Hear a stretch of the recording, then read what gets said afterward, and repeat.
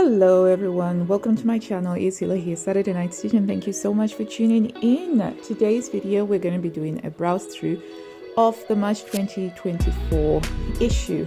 But before we dive into the browse through, I just wanted to share with you these flowers. It's a little bit unusual this month because finally my hellebores that I've planted a few years ago are in full bloom and are producing loads of flowers this winter. And the hellebore is a really lovely evergreen plant that will always have the thick green glossy leaves, and it flowers mostly in winter. So it's a really lovely flower, and I think it's also sometimes called the winter rose. And so I like to display it by putting it in a bowl of water or a tray of water where you can see the blooms, because in their natural plant the blooms are facing downwards, so you don't actually get to see them. And I learned how to display them like this from my neighbor who has an extensive collection of hellebores. So wherever you are in the world, I am sending you this bowl of hellebores. And now let's dive straight into it. So Burda Style. Also, very quickly, I thought that the hellebores, the lime ones, they fitted very well with the color of the cover. So the hellebores, they come in different colors, but they all have a very subtle calming color. I really do love them. They are beautiful, beautiful flowers. Okay, so that being aside, let's look at March 2024, which is effectively the beginning of the spring. So we get an idea of what the Burda people in charge of the fashion were thinking we would be interested in. So we started off with a section that reminded me of the Bright Young Things, which was this sort of group of young elites back in the 1920s, and they had this very sporty 1920s vibes to them, and it was a very British thing, and you definitely get this very British heritage aesthetic from looking at this particular photo shoot. I have to say, in terms of personal favorites, this wasn't my favorite photo shoot. But to start off with, we have the ubiquitous checkered blazer, which does seem to appear a lot more now, unsurprisingly, because if you have a look through most of the high street shops, most of the fashion brands, they really are pushing this oversized blazer look as the thing to wear for casual with jeans and a t-shirt, or if you're going into work with more slouchy trousers or something like that. So I can see why.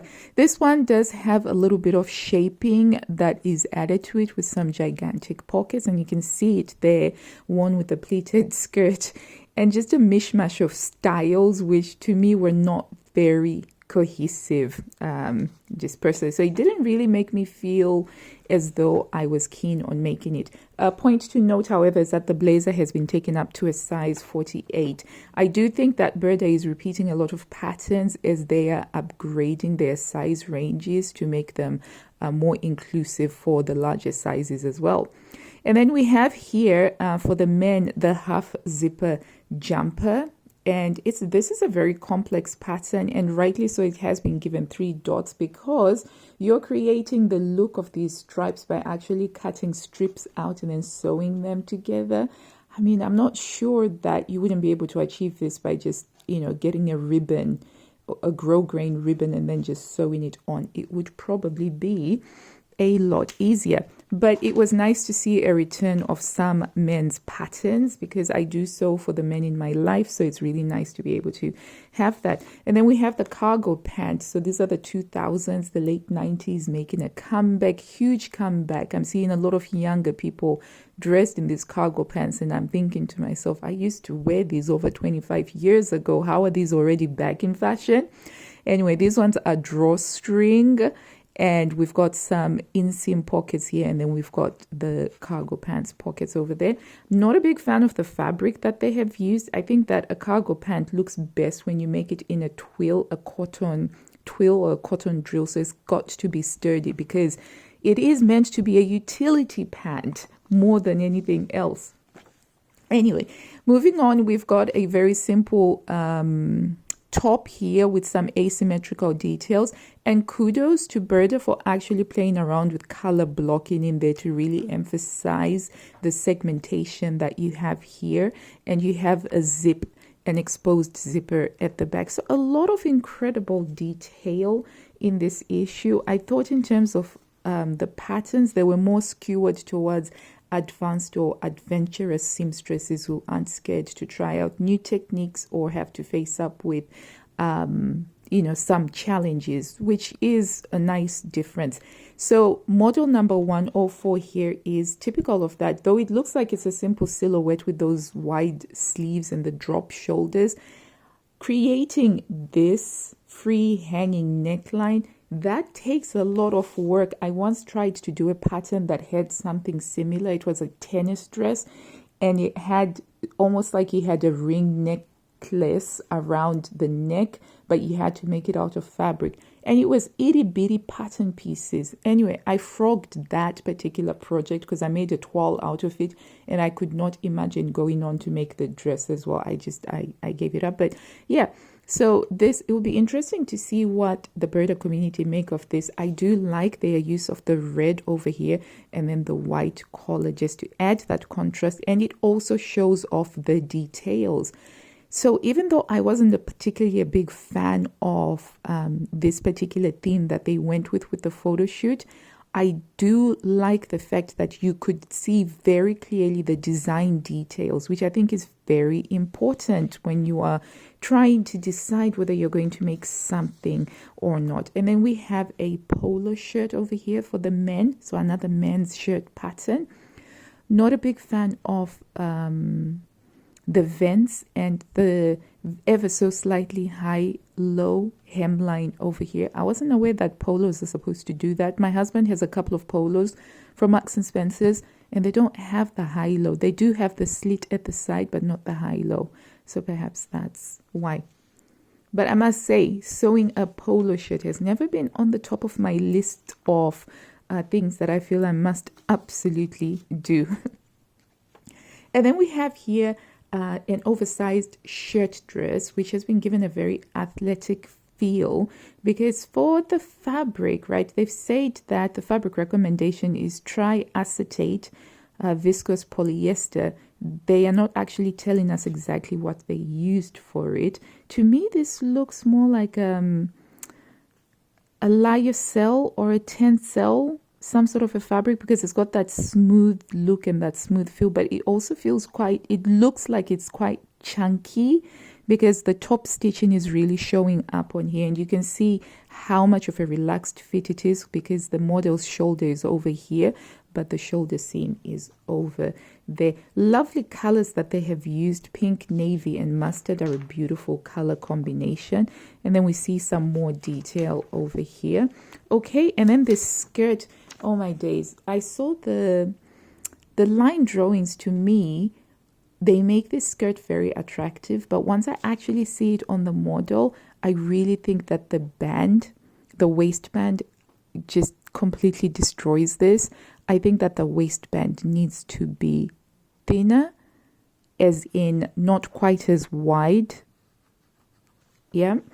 And also possibly even taking away the waistband altogether and then just doing a facing.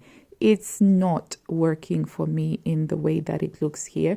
And I think it would have been lovely to play with stripes so that you can really see those different design lines. Again, I'm curious to see what people within the Burda sewing community will do with that one, because I think that some people will have a lot of fun with it.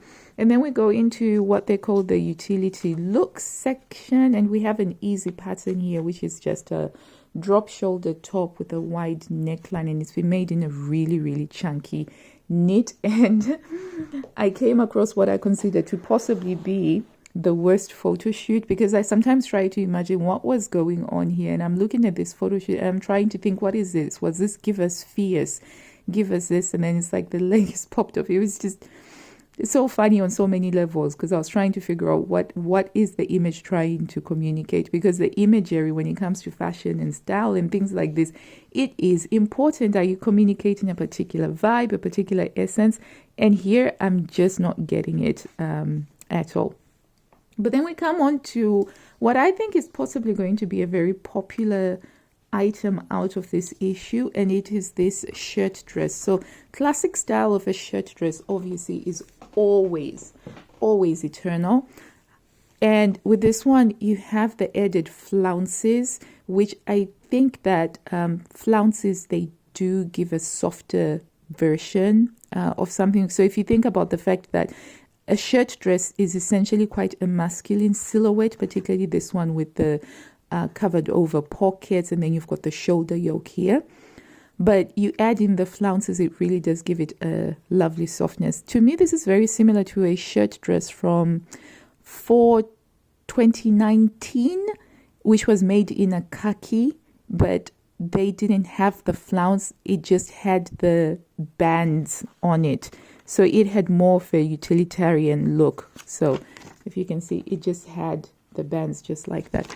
So I have a feeling that this is going to be very popular, and it's been styled beautifully in here with the white tan belt, and then you've got a bit of movement over here which adds a playfulness and gracefulness at the bottom, and it's in a lightweight fabric. I think it works really well in the lightweight fabric that they have used. Okay, and then this one surprisingly caught my eye. At first glance, I wasn't that interested in it, but the more that I perused through, the more I actually really appreciated the beauty, the grace, and the classic lines of this particular parka. And then I realized that the reason why it actually caught my eye and why I was attracted to it is because it doesn't have a hoodie. And so I think that with parkas, when you add the hoodie on top of their oversizedness, it does create a bit of a drag. But because this doesn't have the hoodie, the weight that would drag it down, it looks very elegant. And what I like about this style is you could very easily lengthen or shorten it if you wanted to. You don't necessarily have to have these tabs here if you don't want. But I mean, yeah, I quite liked this. And I thought, for me personally, as a person who tries to adhere to soft gamine, I would just be doing this and leaving it as a drawstring. Make it in a very nice cotton poplin-y kind of fabric.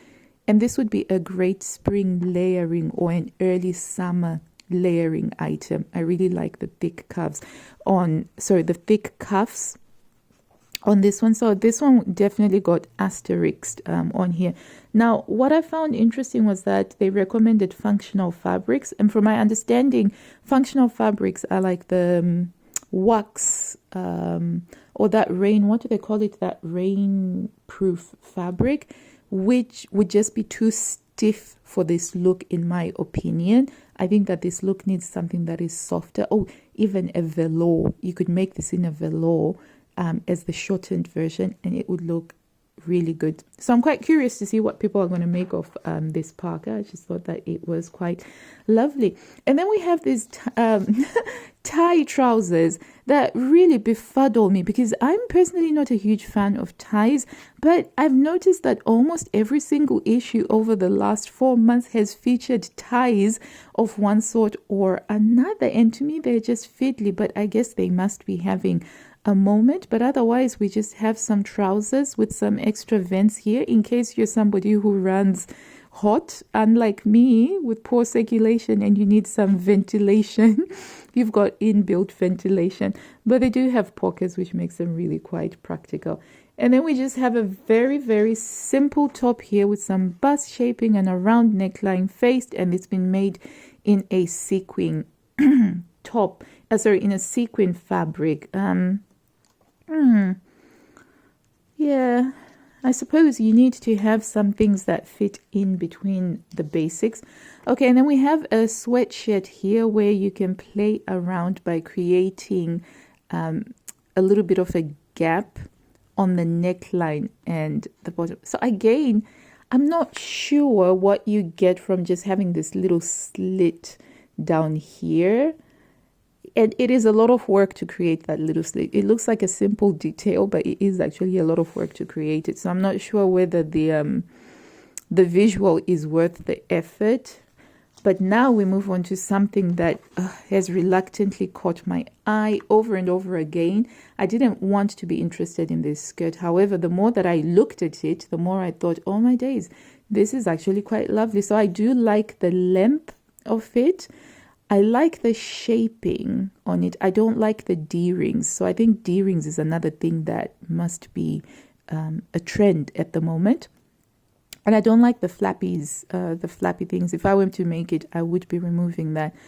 And I'm not necessarily convinced that these pockets are functional necessarily. And I think there's some acknowledgement of that in the fact that the belt has got an inbuilt purse over here. And it does look, excuse me, it does look quite lovely. However, when I looked at the instructions to make it, I noticed that it's an elasticated waist. And I was thinking of making it in something like a denim. And denim and elasticated waists, they do not go hand in hand. So this is now standing at a bit of, I've got a bit of a question mark for it. But it's something that definitely did catch my eye. Like the styling though, I thought that the styling is really fabulous. And I like how they are showing exactly how far up the leg that slit goes. So as I said, this issue was very considerate of showing all of the details. There wasn't anything that I was left thinking, but how is that going to work? I wish I'd had a clearer view of it.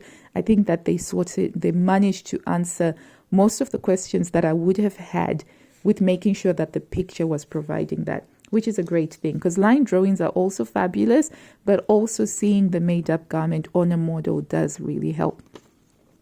And then this blouse number 107, I thought that it was very playful and very graceful. And so for me, this bow on here, this little tie on here, I'm fine with it. I can't handle ties over here or on the trousers, but I think that they can be ever so lovely and playful and very flirty if you think about it when you have them just on there.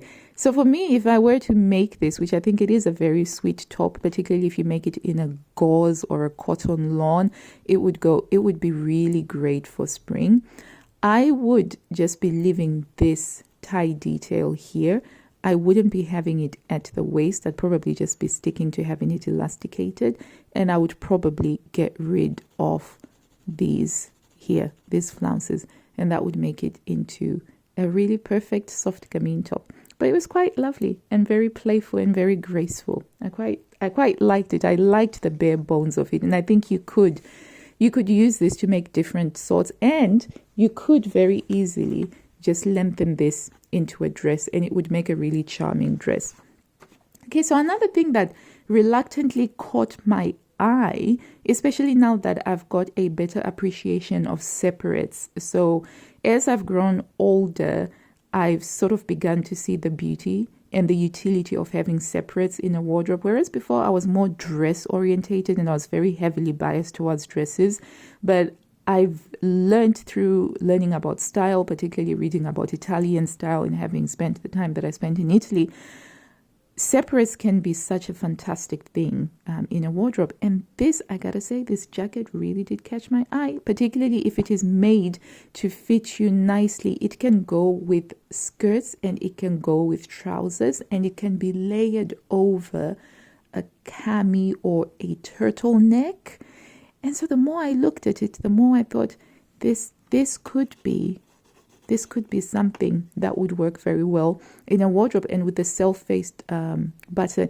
I do think though that they missed a beat on this particular one by unbuttoning it here, because I think it looks a lot lovelier when it is buttoned up. So this was another asterisk maybe for me, and I could see that fitting in to a wardrobe nicely. And then we move on to a section. Wait, let me just show you. So these are the line drawings, and yeah, you can see on there, these ones are the ones that have full instructions on how to make them. So they are increasing the number of patterns that have full pictorial instructions along the way. So that's a lovely development from Burda. And then over here, we have we'll start off with this, with the cropped sort of top that has, again, bows, which are definitely a thing. Relaxed fit over the shoulders over here, and just a standing collar.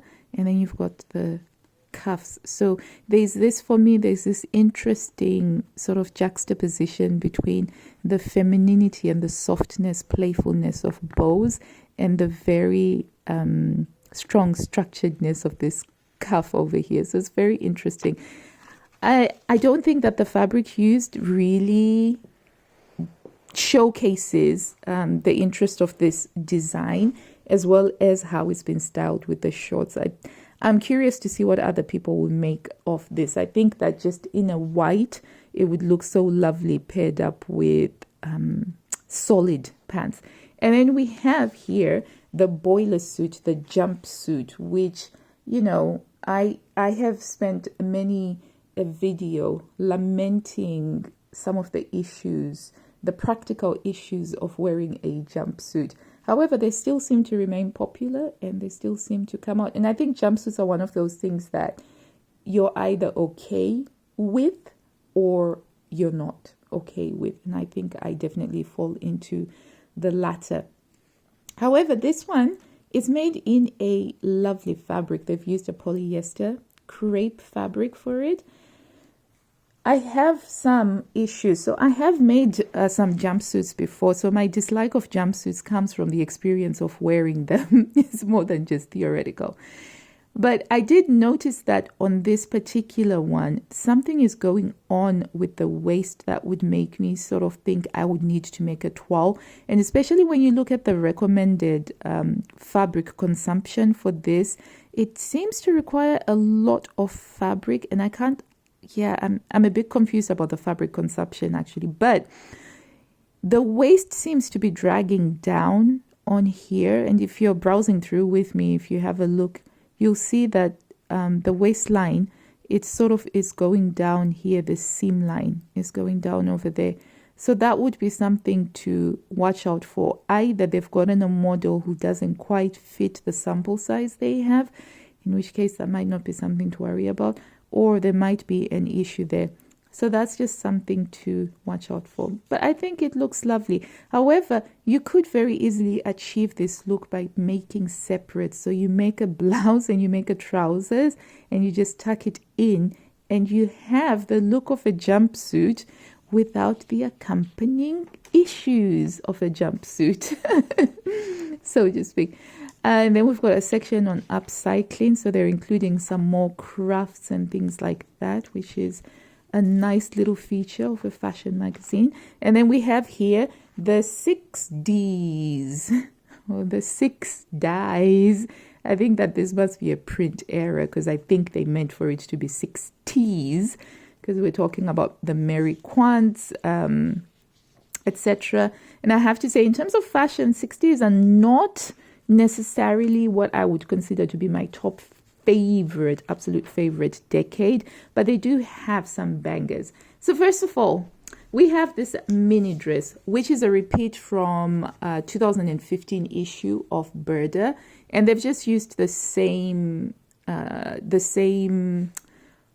photo shoot, the same images. They haven't actually refreshed it. And I know that there has been a bit of controversy about this, with some people who already have this issue being really disappointed that Burda is rinse repeating.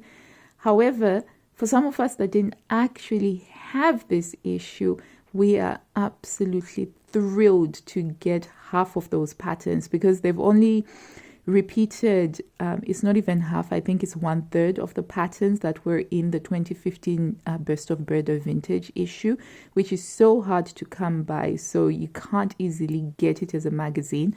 You can always get the patterns as PDFs, but where's the fun in that? I love the magazine. So I was very happy to see these, personally speaking. However, I was a little bit gutted that they didn't rinse repeat some of the patterns that I was particularly interested in from that issue.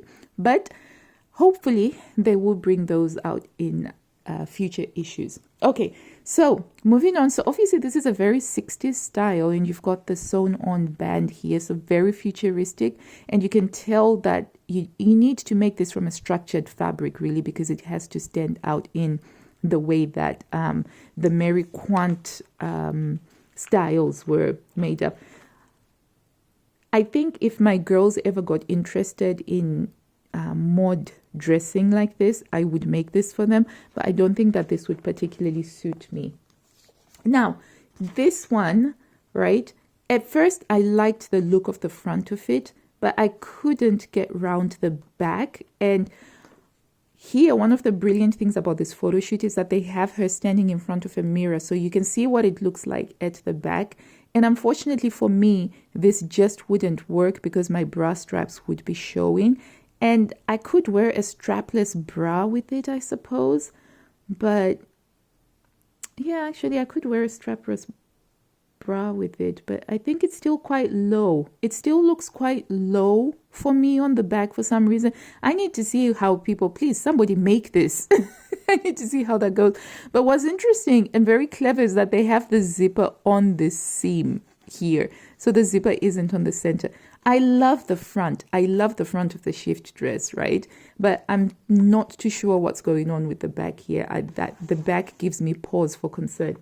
But I think that the great value of this particular two-piece set is the jacket. The jacket looks really lovely. Make this in a tweed, and it would be something that you would be able to wear a lot with jeans, with skirts. It would be a great one. Even though it's been made in fuchsia right now to make it into a staple, you could make this in a solid color and it would be a fantastic little cropped jacket to wear. And then we have the masterpiece pattern, which is this really elegant, overall so elegant outfit. I wish I could just copy this outfit exactly as is. However, yellow isn't in my colors. I'd have to try and think of a color combination. And the bag, oh my days, the styling on all of this, I love it. I love it. But yeah, it's a really pretty shift dress over here with some ornamental pockets. And you've got the armhole dart over here. And then you have this really lovely detail at the hem. And even the jacket itself, this would make such a lovely spring coat in the right fabric. So again, so this one for me was, oh, I would love to make this if I could gather together all the materials, but it would be more of a long-term project. Another one that I really liked was dress 126 because I really like how it goes in here with the slight empire waist. And the Peter Pan collar. I love a Peter Pan collar. Absolutely love a Peter Pan collar. And I like how they've used the contrasting collar colors. So you've got the white collar and you've got the white cuffs. Beautiful detail. And even the styling with the lovely pointy ballet shoes. Everything. Just love it. Love it so much. And it's definitely one that I would love to make. But I've been thinking through my head, what sort of fabrics do I have? What would fit in with this? So it's another one that's been asterisked for me. And then we have here we'll start off with this one, the 70s style dress, which is a really lovely, if you ignore the fabric that they have used, I wasn't too keen on the fabric that they used there. It does have a very simple silhouette that could create a very nice little black dress. And again, because this is from the 2015 issue, there are examples of people who have made stuff with this. And I noticed that people who made stuff using this pattern were just playing around with it. They were not necessarily using these fluted sleeves. They were doing what they wanted with it because it is a great basic. So that's a fantastic one. Oh, and I love the elegance of this neckline. I am such a sucker for this neckline ever since I first made it on a Tilly and the Buttons Cocoa dress because it's got a similar sort of neckline. And it is so beautiful. If I were to make it though, I would be losing this detail here with the bow. The back is this waterfall back, which I'm not too sure about. However, I think I'd be open to trying it out, and it is lined, but it's a really gorgeous dress. So I'm happy to have these ones added to my collection, finally having them within my collection, because I have been wanting to get my hands on the Best of Burda vintage issue for so long. And then we've got a simple floral blouse. So on here it's more about using florals, and so this one is cropped at the waist and it's tapered in. It's bracelet length, which I think is okay, but I tend to prefer mine to either be long sleeved or not. And then it's very similar to the other one that we've seen that has the collar added to it, but this one doesn't have the collar. So the key thing with this one is you need to have your facing correct. So you need to have good interfacing so that this collar can stand beautifully. But really quite a lovely photo shoot, and this has got detailed sewing instructions. And then we have the Carmen blouse that never goes out of style. So it's that sort of wide neckline, except for this time, instead of being elasticated, it's drawstring. But then we've got some cuffs here. I would be just elasticating the cuffs as well, because this would be super quick to make up without having to do the shirt cuffs on here. And yeah, very similar to the off-shoulder tops that I made last year, just before we went off on holiday. The sun's come out now, which is lovely, but we're nearly done. And then, oh, this top here, this blouse, number 118, I really like this blouse. I think that this is perfect. It screams soft gamine throughout, so it comes in at the neck, tapered in at the neck. It's tapered in at the bracelet length. However, for me, I would be lengthening this to make it wrist length, not bracelet length. And this one's got the elasticated cuffs. Can you see how this is a little bit counterintuitive? Okay, so this top here, it's got the shirt cuffs, but it doesn't have a collar. You've sort of like got that. And this would go so much better. These cuffs would probably go better with this, because this has got a collar. And these cuffs here that are elasticated would fit in so much better with that. Interesting. I just noticed that. Okay, so I really like this. I would skip the D-ring. Why? Why do you need a D-ring on a pocket here? Okay, just let's stop with the D-rings. We don't need the D-rings everywhere. But I do think that this is lovely. I like this. So this is another one of my, should I make this? Do I have time? If I had all the time in the world, I think I would have so many things to make from this issue. However, that is not the case. And then we've got this simple style top here that just has this lovely self-covered buttons that you can see on there. And there's just something really gorgeous and elegant about self-covered buttons. So again, another great classic simple top that you'd probably get a lot of wear out of, especially if made in a tanalon or a cotton batiste. Really, really beautiful. So this is it. So this is the March issue, which has been, I think, a really satisfying month for me. So I've got a lot of things that I would like to make. So I haven't traced anything out yet, because I'm quite conflicted really over what to make in this issue, because there are so many potential items that are like, oh, this, I could see this working, and I could see this working in my wardrobe, and I could see this working. That definitely would work. That definitely would work. That definitely would work. But do I have the right fabrics for them? So quite a lot for me to think about with this issue. And I need to make a decision. I still have a couple of weeks or so before I have to make a decision about what to trace out and make. I did finish making my Burda 2024 top, and I love it. It goes with a lot of things in my wardrobe. So that's it. It's gone a little bit over long today, but that's because I really enjoyed this issue. I thought it was a really good issue, in particular because of those vintage patterns that I've been wanting to get my hands on for a while. And so I almost feel like I have to make one of the vintage patterns as well, because I'm so excited about it. Now it's your turn. Let me know in the comments box down below. Have you made anything from this issue? Will you be making anything from this issue, or was this a bit of a miss for you? Is there anything that I have overlooked that you think might actually be the diamond in the rough of this particular issue? Let's see each other in the comments section. And if you've watched until the end, I really do appreciate you. Thank you so much.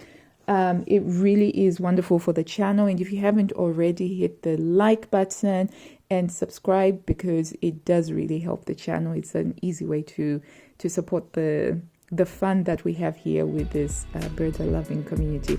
And until I see you next time, lovely people, happy sewing. Bye.